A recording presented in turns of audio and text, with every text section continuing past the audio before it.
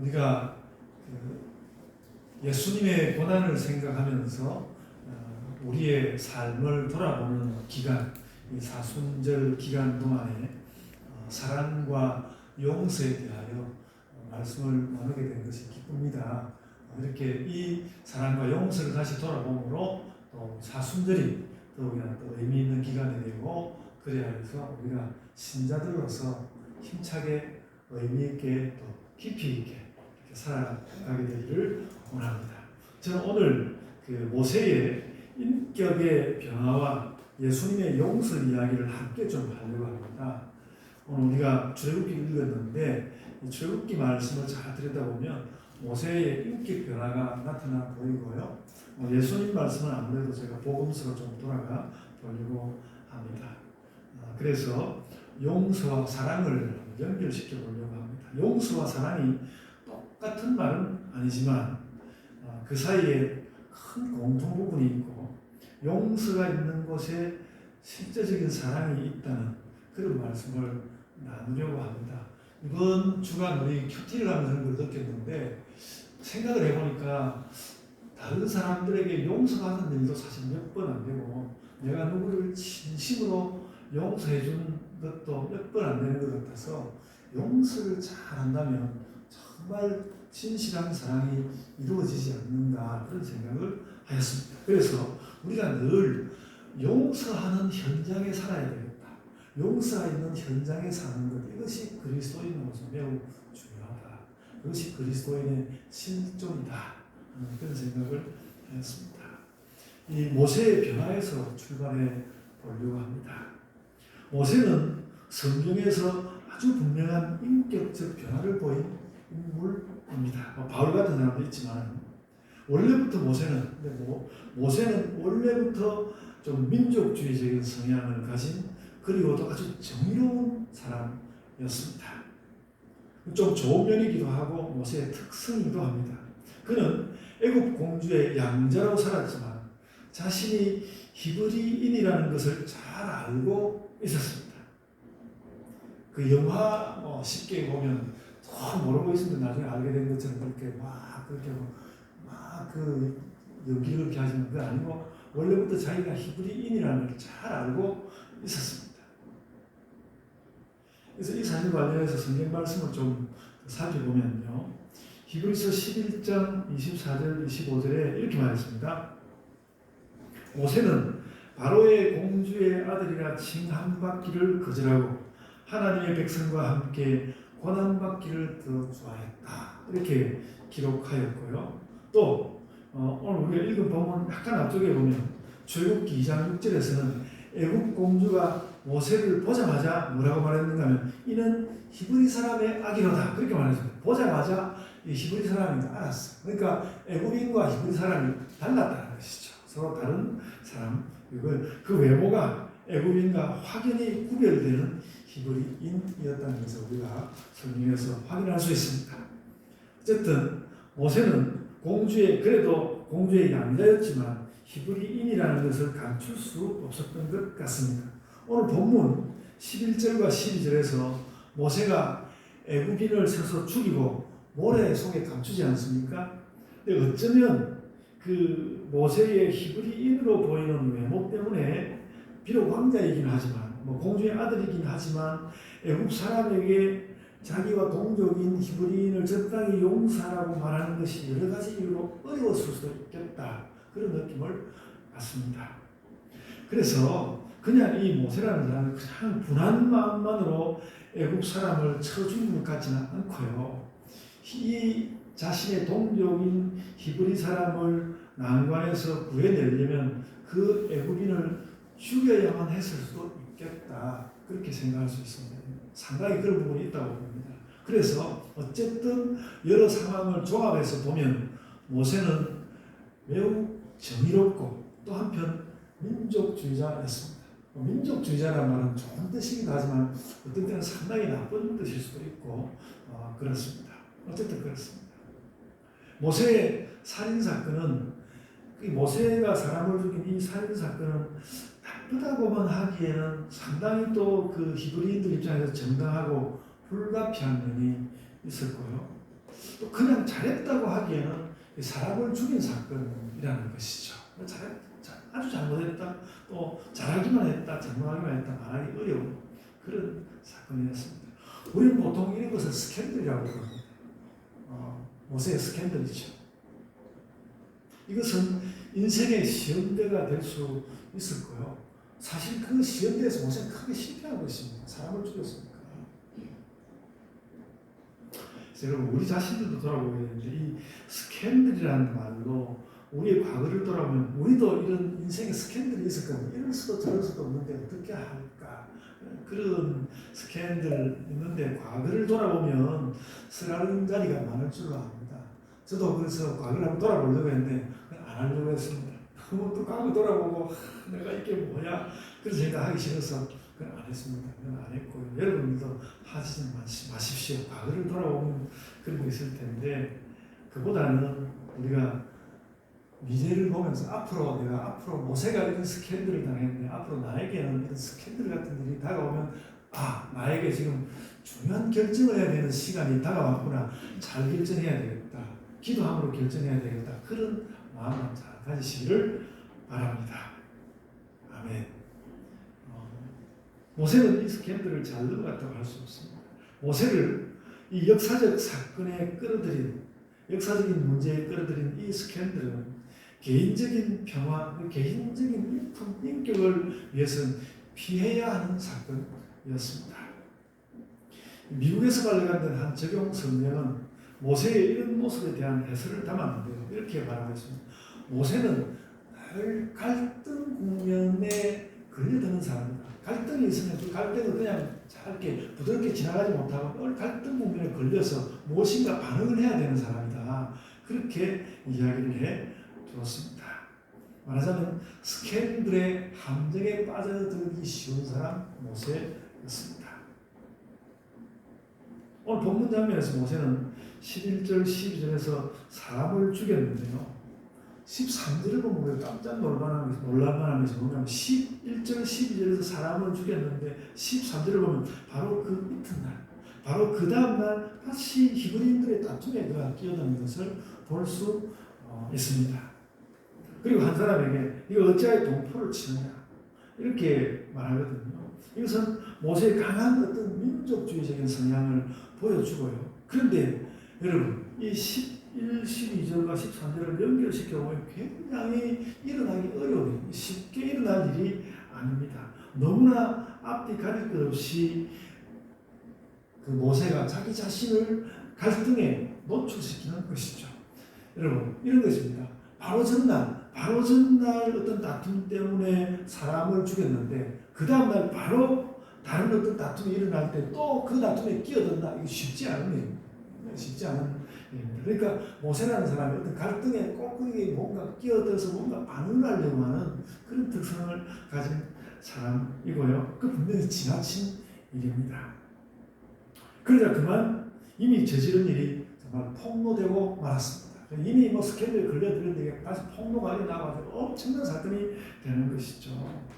그러자 이제 또 애굽 히브리인이 또 이 사람도 나쁜 사람이죠. 어제는 네가 애굽인을 죽이더니 나도 죽일 테냐 이렇게 또 나간단 말이죠. 그가 나쁜 사람이긴 하지만 모세는 단 이틀 사이 연속된 단 이틀 사이에 운명을 결정짓는 큰 사건에 연속적으로 말려들고 말았습니다. 연속적인 스캔들이죠. 그 결과로 첫날은 사람을 죽였고 둘째 날은 자기 자신을 도망자를 만들고 말았습니다. 엄청난 스캔들이었고 그 모세 자신에게 있어서 너무나 치명적인 사건이었습니다. 근데 이 갈등에 뛰어드는 모세의 모습은 본문 다음에도 연속됩니다. 좀 가벼워 보이긴 합니다만 우리 읽은 본문 다음에 뒤쪽에 보면 출애굽기 2장 17절에서는 나중에 자신의 장인이 될 르우엘의 딸들이 다른 목자들로 인해서 물을 먹이지 못하고 있는데 어쨌든 그들을 도와서 물을 먹이게 했다는 것이죠. 그래가지고 친구가 되긴 했지만 또 어쨌든 또 다툼 가운데 이 사람이 끼어들고 어쨌든 정의롭긴 한데 자꾸 갈등 국면을 절대로 그냥 지나칠 수 없는 그런 사람이었습니다. 그래서 갈등 국면에 또 자신을 노출시키는 것은, 그러니까 출애굽기 2장을 보면요, 계속 갈등에 노출되는 모세의 모습이 발견된다는 것이죠. 그래서 이제 이 미디안 광야 샘물에서 생긴 이 문제로 인해서 더 큰 문제가 생기지 않은 것은 어쩌면 이미 미디안에 온 모세를 인도하시려고 하는 하나님의 인도였을지도 모르겠다. 저는 말씀을 보면서 그런 생각을 하였습니다. 그래서 모세의 이런 모습은 아주 정의롭고 속 시원했을 것도 같고, 우리도 살다 보면 그럴 때 저 사람 속이 시원하다, 가슴이 뻥 뚫린다. 모세가 그런 사람이었죠. 그럴 것도 같지만 갈등에 스스로를 노출시키고 갈등을 증폭시키는 다듬어지지 못한 모습이었습니다. 그래서 이 굉장히 모세가 가진 이 특성이 굉장히 어려운, 정의롭긴 하지만 굉장히 어려운 문제였고요. 이런 어려운 종류의 문제를 풀어가는 것이 쉬운 우리 인생입니다. 우리도 굉장히 인생이 어렵거든요. 모세가 아주 많이 어려웠지만 우리도 뭐 모세만큼은 아니더라도 상당히 어려운 문제들이 있지 않습니까? 상당히 어려운 문제가 있습니다. 늘. 그래서 그래서 제가 드리는 말씀이, 문제가 생겼을 때 내가 어려운 문제에 직면했구나. 그것을 빨리 판단하고 최선을 다해서 판단해야 하고, 그 최선을 다하기 위해서 기도도 하고 그래야 합니다. 늘 우리의 삶에는 이 딜레마가 다가오거든요.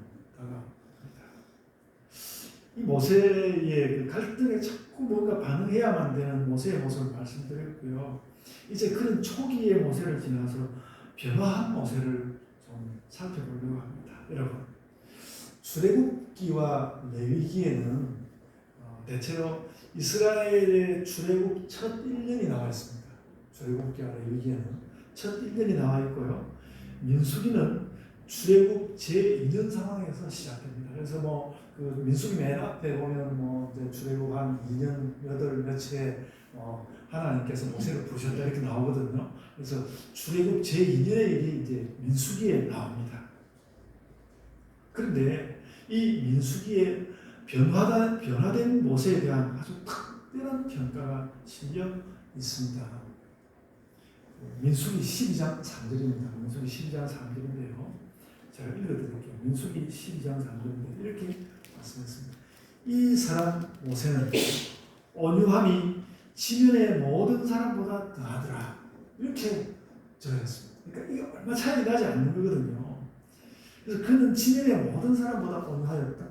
성경이 모세를 이렇게 평가했다는 것은 그가 정말 온유했다는 것이에요. 그 정말 온유했으니까 성경이 그렇게 적어놓지 않았겠습니까? 근데 그러니까 오늘 본문에 나온 우리가 읽은 오늘 본문에 나온 살인 사건에도 불구하고 성경이 모세를 두고 이 사람 모세는 온유함이 지면의 모든 사람보다 더하더라. 그렇게 기록했다는 것은 모세의 인격적 변화가 매우 컸다는 것입니다. 말할 수 없이 큰 변화를 겪었다는 것입니다. 그가 완전히 딴 사람이 됩니다. 모세가 원래도 그는 좀 정의롭고 괜찮은 사람이었지만 그러고 완전히 딴 사람이 됩니다. 그래서 여러분 오늘 이 말씀 보면서 주님, 나도 완전히 딴 사람이 되게 하옵소서. 그런 기도를 여러분 가지셔야 합니다. 이 딴 사람, 근데 모세가 이 딴 사람이 된 이 시기는 가나안 정복을 위해서 정탐꾼을 아직도 파송하기 전입니다. 그러니까 그 출애굽 제2년에 들어서 말이 얼마 지나가지 않은 때입니다. 그러니까 모세가 출애굽을 위해서 미디안에서 애굽으로 돌아갔고 다시 시내산에서 율법을 받던 바로 그 시기 약 1년 동안에 하나님을 만나면서 모세가 그 하나님을 만나면서 그 인격에서 극적인 변화를 일으켰다는 것입니다. 이걸 깨달을 수 있습니다. 그래서 그 1년 동안에 어느 특정 사건을 짚어내기는 어렵고요. 뭐라고 말할 수 있냐면 모세가 하나님과 동행했다는 것이죠. 모세가 하나님과 그 1년 동안 모세가 하나님과 정말로 모든 것을 다 제쳐놓고 하나님과 동행했다는 것입니다. 저는 그래서 이 모세의 변화를 보면서 하나님과의 동행, 내가 어떻게 하나님과 동행할 것인가, 이것이 우리 인생의 가장 큰 문제라고 느꼈습니다. 나는 하나님과 동행하고 있는가? 이것이 우리 삶의 문제라는 것이죠. 여러분이 어떤 사람이고 또 어떤 일을 하든지 간에 정말 그리스도인이 된다는 것은 내가 하나님과 어떻게 동행하고 예수님과 어떻게 동행할 수 있는가, 이 문제에 달렸다는 것이죠. 이전에 어떤 목사님이 목사님 제가 설교는 어떻게 좀 하겠는데 기도가 참 뜻대로 안 됩니다. 그런 이야기 제가 늘 그 말씀 잊어버려지질 않는데 제가 거기에 대한 얼마간의 답을 오늘 말씀 가운데 넣는다면 그 기도 또한 하나님과 어떻게 동행할 것인가 하는 문제에 달렸습니다. 라는 것이죠. 자, 그러면서 아까 이 모세가 그 성경에서 그 온유함이 지면의 모든 사람보다 더하였다는 그 말을 듣는 때가 출애굽 이 사건으로 그가 하나님과 동행하기 시작한 지 한 1년 정도밖에 안 되는 시간이었다는 거. 제가 그것도 강조하거든요.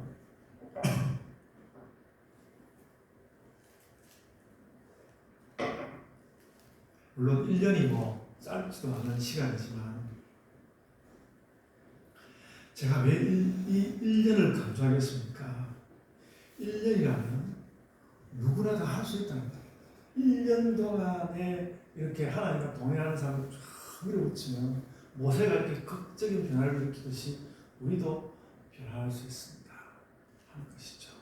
그래서 여러분 모두가 하나님과 동행하는 가운데 인격적인 변화를 받는 그런 소원을 다 가지시면 좋겠습니다. 아멘.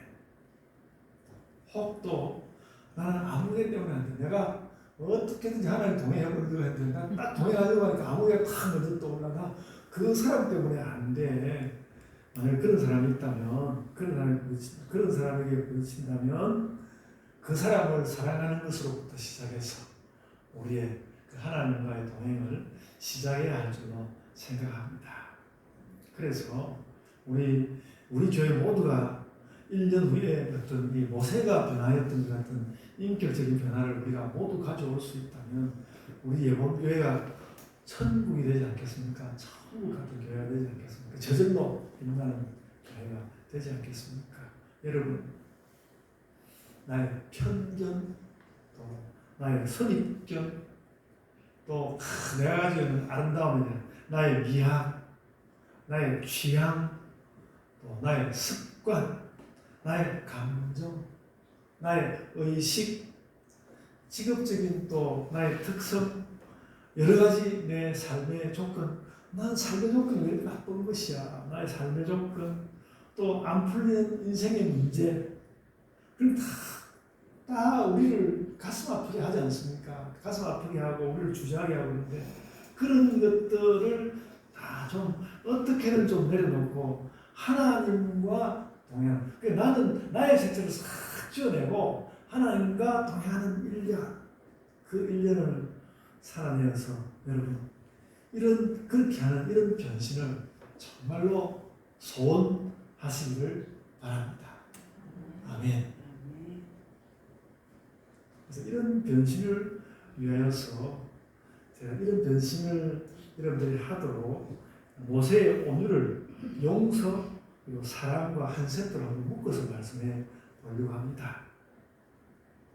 모세가 지면의 모든 사람보다 온유했다는 말을 저는 일단은 우리가 이번 주간에 그 큐티했던 복음서 말씀과 연결해서 그 지면의 모든 사람보다 온유했다 그 말을 용서를 잘하는 사람이 되었다 그런 말로 한번 받아보려고 합니다. 그 모세가 전에 사람을 쳐서 죽이지 않았습니까? 이런 놈이 있나고 쳐서 죽이지 않았습니까? 그런데 이제는 용서할 줄 아는 사람이 되었고 그 용서를 가지고 백성들을 인도한 것이죠. 모세의 온유를 용서와 연결하게 된 이유는 아까도 이야기했던 큐티 말씀인데 마태복음 18장 22절에 예수께서 마태복음 18장 22절에 이렇게 7번씩 이런 분이라도 용서하라. 이 말씀을 제가 딱 읽는 순간에 그 말씀이 제 마음에 화살처럼 와서 탁 박히는 것을 느꼈습니다. 이건 다른 것이 아니라 하늘의 용서를 말씀하는 것이다. 이 하늘의 용서가 숫자가 많다는 그런 뜻이 있지만 이게 하늘의 용서를 말하는 것이다. 여러분 7번의 용서는 진짜 쉽지 않죠. 우리가 그 누구라도 7번 용서해 본 일이 별로 없는 것 같거든요. 그러니까 우리가 진정으로 한 번을 용서하기 어렵지 않습니까? 내가 말로는 용서하지만 제가 내 마음속으로 절대로 저는 용서 못해요. 한 번을 용서하기가 진짜 어렵지 않습니까? 그런데 베드로가 큰 마음 먹고 7번의 용서를 묻는데 그 베드로를 향해서 예수님은 아니야. 용서의 패러다임을 바꿔야 된다. 너 그렇게 뭐 7번 하기가 어렵다고 그런 용서 패러다임을 바꿔버려야 돼. 용서 패러다임을 바꿔버려야 돼. 7번씩 1번이라도 용서하는 그런 완전히 다른 패러다임의 용서의 개념을 가져야 돼. 그 하늘의 용서 패러다임을 너 가져야 돼. 그렇게 해서 나가. 그래서 7번씩 1번 용서한다는 것은 많이 용서한다는 것을 넘어서 완전히 패러다임이 바뀐, 완전히 내가 이렇게 용서할 수 있을까 없을까 그런 뭔가 하늘로부터 뭔가 이렇게 날아온 그런 용서를 말하는 것입니다. 그리고 여러분 이 마태복음 제가 말씀드리고 있는 18장 22절 있고 그 다음에 나온 말씀을 보면요, 그 본문에서 예수님이 무슨 비유를 하시는가 하면요, 1만 달란트 빚진 사람의 빚을 탕감하는 이야기가 나오거든요. 그 말씀을 하는데요. 여러분 이 1만 달란트라는 어느 정도인가 하면 요즘으로 치면 수십억 수백억을 말하는 것입니다. 수백억을 빚졌다는 것은 그걸 탕감하는 거예요. 이 말은 그래서 이 말은 어떤 뜻을 담고 있는 것인가 하면 그 용서받을 수 없는 것은 없다는 거예요. 뭐든 다 용서할 수 있다. 1만 달란트 용서하는 건 뭐든지 다 용서할 수 있다. 그런 뜻을 담고 있는 것입니다. 그래서 이 1만 달란트 용서라는 것도 1만 달란트 탕감이라는 것도 알고 보면 뭔가 완전히 패러다임이 바뀐, 그러니까 뭐 100데나리온 정도는 사실 그것도 좀 크지만 그게 대단하지는 않은데 1만 달란트라는 것은 그거와는 완전히 패러다임이 다른, 완전히 그 틀이 다른 그런 용서다, 그런 탕감이다 라는 것이죠. 그래서 이런 번씩 7번 1만 달란트 탕감, 이거 하늘의 용서를 말하는 것입니다. 그래서 여러분 오늘 제 설교를 여러분들이 어떻게 알아듣기를 원하십니까? 바로 여기가 오늘 제 설교의 중심입니다. 제가 오늘 이 이야기 하고 싶은 거예요. 하늘의 용서에 다른 패러다임이 있다는 거예요. 용서에 다른 패러다임이 있다. 그래서 여러분 우리가 용서의 패러다임을 바꿉시다. 저 사람이 뭐 저 정도 나를 용서해 주니까 나도 조금 용서해 줘야지. 그런 식으로는 이 제대로된 용서가 안 된다는 것이죠. 용서의 패러다임을 바꾸고 그것으로 살아가자. 그렇게 하면 모세가 그렇듯이 우리가 한 1년 사이에 딴 사람이 될 수도 있을 것이다. 그리고 우리 공동체도 다른 공동체가 될 것이다. 그래서 여러분 이 진심의 용서는 참 어려운데요. 그래서 진심의 용서를 위해서 뭐가 필요한가? 하늘의 용서. 조금 더 철학자들 쓰는 말을 사용해서 이야기하는 초월적 용서, 이런 패러다임이 필요하다는, 세상을 뛰어넘는 용서,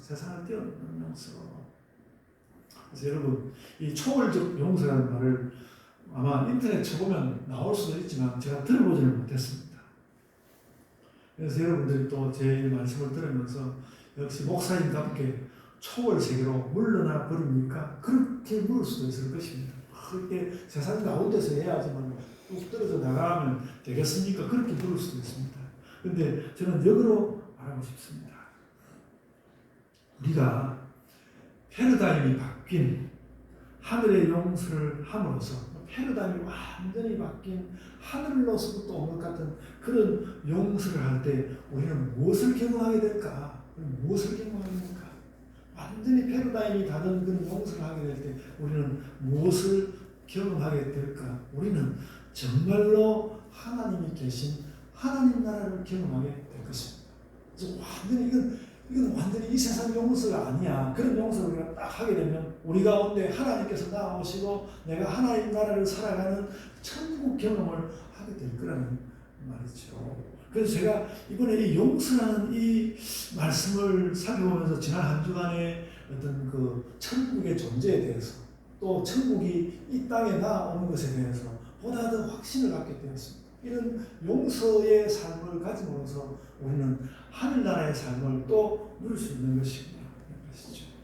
그래서 이렇게 말해봤습니다. 용서하는 사람은 복이 있나니 저희가 천국을 경험할 것이며. 아멘. 여러분 아멘 안 하십니까? 우리는 용서를 통해 뭔가 용서하기 위해서 뭔가를 내줘야 하고 내 억울한 마음을 그러니까 여러분 우리가 하고 싶은 말은 다 하고 죽어야 되지 않습니까? 임금 넘기는 당당히 그 말 해야 되는데 그거 못하니까 막 얼굴이 노랗게 변했다고. 그런데 내가 억울한 거 이거 가슴에 담고 이렇게 그냥 있으면 노랗게 변화되는데 그런 변화가 아니라 그걸 다 묻어둘 수 있는 용서하는 사람은 복이 있나니 제가 천국을 경험할 것입니다. 그래서 용서를 통해서 뭔가 나를 내어줘야 하고 내 억울한 것을 그냥 내가 천국 갈 때까지 그냥 말도 못하고 덮어둬야 되는데 내가 덮어둔 억울함이 많을수록 내 마음이 편안해지고 그럴수록 더 내가 좀 뭔가 하나님 잘 믿는 사람이 된 것 같고 이런 마음이 될 수 있는 것 이런 것을 오늘 말씀은 우리에게 권고하고 있는 것이죠. 그렇게 됨으로써 우리는 하나님을 경험하고 천국을 경험할 것이다. 용서하는 하나님을 경험할 것이다. 그래서 7번씩 이런 번의 용서는 그런 하늘의 용서입니다. 여러분, 세상 사람들도 용서하는 걸 좋아하거든요. 세상 사람들도 서로 용서해야 살 수 있다는 걸 다 압니다. 다 알거든요. 그래서 우리가 그런 거 하라고 대통령에게 특별 사면의 권한을 주지 않습니까? 그걸 가지고 당신이 어떤 나쁜 사람들도 때로는 좀 용서해줘라. 대통령이 그런 사면 권한을 줬는데 그랬더니 또 대통령은 그 사면권을 가지고 자기 정치적인 것 가시하고 그러죠. 그러지 않습니까? 또 잘못을 저지른 사람들이 잘못을 자기들 저질러 놓고 용서 같은 거 필요 없고 그냥 과거는 없는 걸로 하자고 하면서 그걸 막 미래지향이라고 한단 말이죠. 옛날에 우리 밀양이라는 그 영화도 그렇고 요즘 일어나고 있는 그 일본과 우리나라 사이 외교 문제도 또 그런 일 아닙니까? 그 밀양이라는 영화가 어쩌면 그 일본을 향해서 하는 말인지도 모르죠. 자기들끼리 자기가 다 용서해버리는 그런 그렇게 하고 나서 어떤 땅의 사람들이 가질 수 있는 용서 패러다임까지 다 날려버리죠. 이렇게 해서 용서가 만들어지겠습니까? 세상 가운데 용서가 만들어지는 구조가 제대로 되지 않는다는 것이죠. 그렇게 2차 가해를 하죠.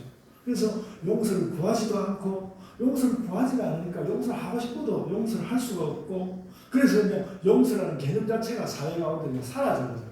그런 것을 우리가 보고 우리가 그런 세상을 살고 있습니다. 그래서 용서할 마음이 가득하고 용서해 줄 테니 제발 좀 용서를 구하기만 해라.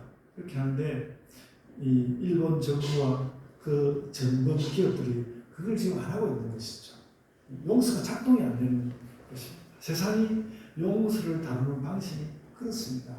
그러니까 예수님이 요구하는 용서가 얼마나 의미가 있습니까? 그러니까 이게 하늘 용서라는 것이죠. 그런 생각이 듭니다. 이게 굉장히 어려운 문제인데 그럼 교회는 이런 사회 앞에서 우리는 일본도 용서했다. 그렇게 말해야 할 것인가? 그렇게 공식화할 수는 없을 것입니다. 용서가 작동하지 못한 일본과 우리 사이에 용서가 제대로 작동하지 못했어.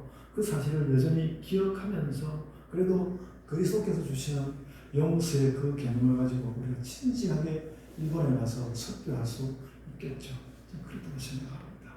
여러분, 일본만 그런 게 아니라 우리나라 군대가 베트남에 저지른 그 민간인 학살 문제도 있습니다. 우리도 그랬습니다. 그래서 우리 군대의 그 베트남 민간인 피해를 법원이 인정해서 배상을 판결했는데 배상이 판결했는데 정부가 항소를 했습니다. 용서를 구하지 않겠다는 뜻이거든요. 우리 정부도 일본도 물론 그 크기가 좀 다르긴 합니다. 그렇습니다. 그래서 어떤 면에서 보면 교회는 베트남에게 용서를 구하는 활동을 좀 적극적으로 하는 것이 필요할 수도 있습니다. 우리는 베트남에게 용서를 구해야 합니다. 그리고 여러분 세계적으로 보면요, 미국 백인들은 여전히 미국 인디언들에게 제대로 용서를 구하지 않았습니다. 제대로 구하지 않았습니다. 그래도 이제 역사 가운데 좀 나은 사람들, 독일은 그래도 조금이 그 나치의 유대인 학살에 대해서 또 용서를 구하고 또 용서를 구하고 이렇게 해야, 그렇게 해야 사람이 좀 마음 편하게, 서로가 마음 편하게 살아지는 거거든요. 그래서 뭐 제가 평가를 하나하나 내리고 그러지는 않겠습니다. 드리고 싶은 말씀은 뭔가 하면 역사 내내 어떤 용서의 문제가 사람들 가운데 있고 국가 사이에도 그게 있어가지고 굉장히 예민하다는 것이죠. 용서 문제가 굉장히 예민하게 나와 있고, 그 부분에 대해서 제일 좋은 방법이 뭔가 하면 예수께서 제시하는 그 하늘의 용서를 우리가 할 수 있느냐, 그걸 물어야 하는 것이죠. 그러니까 뭐 국가가 국가를 용서하지 못하고 민족이 민족을 용서하지 못하고 막 그렇게 하는데도 그리스도의 정신을 가지고 나아가는 사람 그 사람들을 용서하고, 그런 우리 이덕신 목사님 그 지난 주간에 설교하신 거 들어보셨습니까? 아미시 공동체라는 사람들이 그 정말로 용서한, 그 자신의 가족들을 죽인 사람들 용서한 그런 이야기, 그렇게 예수 그리스도로부터 오는 그 정말 하늘의 용서가 있는 것입니다. 그래서 예수님의 답이 그것이죠. 하늘의 패러다임으로 용서하는 그 인간관계가 작동하게 하여라. 그 말씀을 보여주고 계십니다. 여러분 조금 더 말씀하면요, 원수를 사랑한다는 말도 우리가 이 말로 이해하면 이해될 것 같습니다.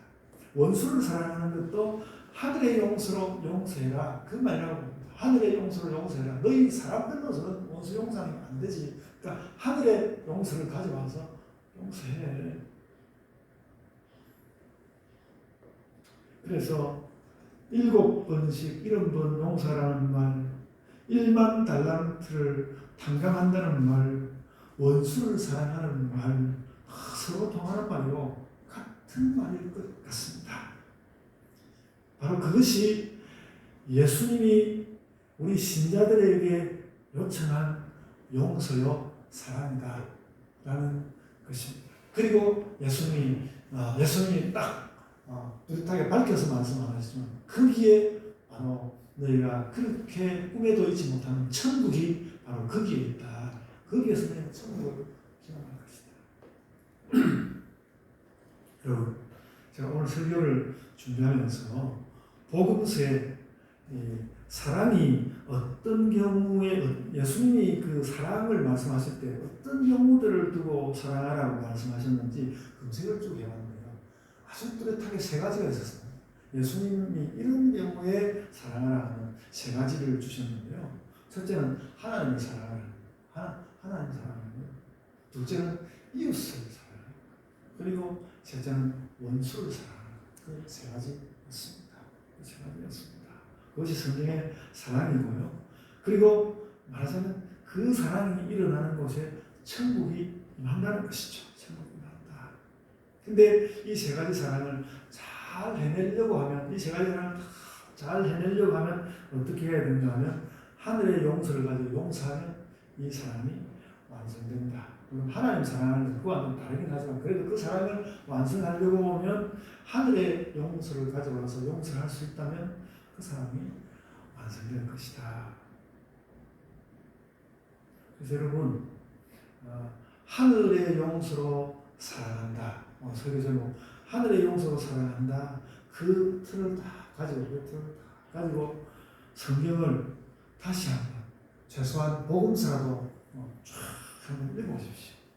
그럼 잘 안 읽히든 이게 뭐지? 하고, 그러니까 그 문법적인 뜻은 알겠는데 또 사람의 마음은 조금 알겠는데 뭔가 이렇게 궁극적으로 딱 뚫리지 않는 그런 성경이 이렇게 펑펑펑펑 뚫리는 것을 느낄 것입니다. 하늘의 용서로 사랑하자. 그 마음을 가지고 복음서를 쫙 읽어보면 엄청난 은혜가 여러분에게 임할 줄로 믿습니다.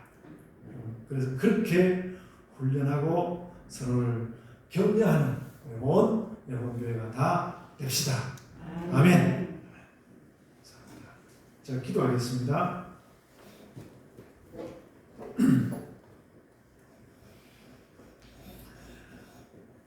영성하신 아버지 하나님, 아버지 하나님께서 이미 저희에게 1만 달란트 용서하신 것을 저희가 알고 또 때로는 하나님 앞에서 하나님의 원수처럼 행동하였음에도 하나님께서 용서하신 것을 알고 저희가 그 하나님의 용서를 따라가기 원합니다.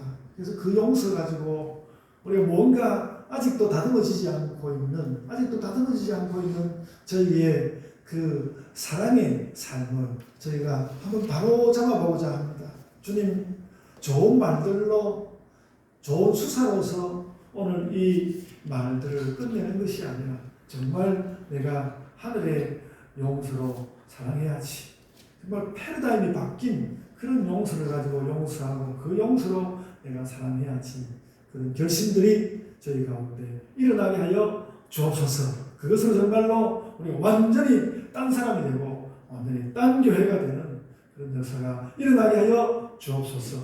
주님, 그 모든 일들로 영광 받아 주옵소서. 감사하고 예수님 이름으로 기도드리옵나이다. 아멘.